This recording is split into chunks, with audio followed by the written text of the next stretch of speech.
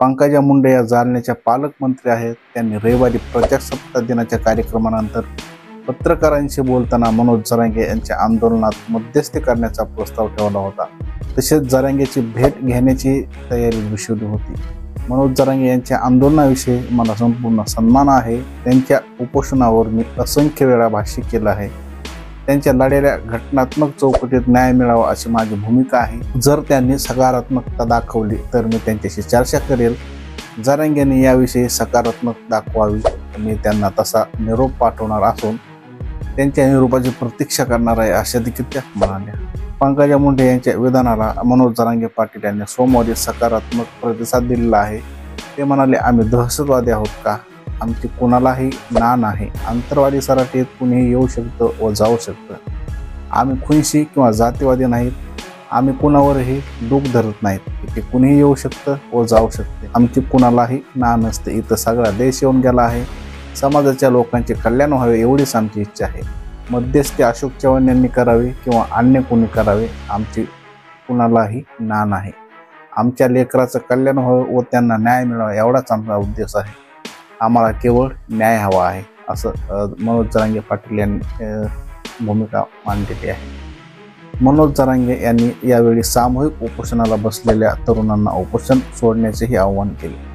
मराठा तरुणांचे शरीर खराब व्हायला नको। माझ्या शरीराचे अगोदरच वाटोळे झाले आहे, पण त्यांचे शरीर ठणठणीत राहायला पाहिजे। त्यामुळे मी आज सामूहिक उपोषणाला बसलेल्यांना उपोषण सोडण्यासाठी विनंती करणार आहे। मराठ्यांच्या ठरलेल्या मागण्या आहेत त्या पूर्ण केल्या जाव्यात एवढीच माझी इच्छा आहे। तर मनोज जरांगे पाटील यांनी ज्या 10 मागण्या केलेल्या आहेत, सरसगट मराठ्याला आरक्षण देण्यात यावे अशा प्रकारे त्यांना मागण्या केल्या होत्या। सरकारला त्यांनी 10 मागण्या केलेल्या आहेत। आता त्यापैकी किती मागण्या होत्या आणि किती नाही याकडे सर्वांचंच लक्ष लागलेलं आहे। आणि मनोज जरांगे पाटील यांनी पुन्हा एकदा आपल्या उपोषणाचं हत्यार उपसलं आहे आणि ते सरकारचे आता कसे दमछाटी करतात आणि कसे नाही हे बघणं महत्त्वाचं ठरेल। तसेच आता पंकजा मुंडे या आंदोलनामध्ये मध्यस्थी होण्याचा एक प्रयत्न करीत आहेत।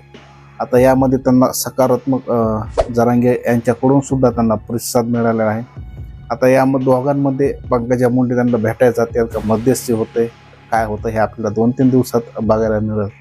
तर पंकजा मुंडे उल्लेखनीय बाब म्हणजे 2024च्या लोकसभा निवडणुकीत सत्ताधारी महायुतीत जरांगे फॅक्टरचा तगडा झटका बसला होता। मराठवाड्यात महायुतीची केवळ 1 जागा निवडून आली होती। विशेषतः बीड लोकसभा मतदारसंघात स्वतः पंकजा मुंडे यांना पराभव झाला होता। त्यांना राष्ट्रवादी काँग्रेस शरदचंद्र पक्षाचे खासदार बजरंग सोनवणे यांनी पराभवाची धूळ चारली होती। तसेच विकासाचे कामे करताना कोणाच्याही दबावाला बळी न पडता प्रशासनाने कायद्यानुसार व नियमानुसार काम करावे। जिल्ह्याचे पालकमंत्री म्हणून मी कायदे व नियमाच्या चौकटीत सामान्य जनतेसाठी काम करणार आहे। सर्वसामान्य लोकांवर अन्याय होणार नाही याची खबरदारी घ्यावी। जिल्ह्यातील विविध विभाग आणि क्षेत्रातील समस्या असतील तर त्या सोडवण्याचा प्रयत्न करणार आहे असं पालकमंत्री तथा राज्याच्या पर्यावरण व वातावरण बदल तसेच पशुसंवर्धन मंत्री पंकजा मुंडे यांनी अधिकाऱ्यांना बैठकीमध्ये स्पष्ट सांगितलेलं आहे।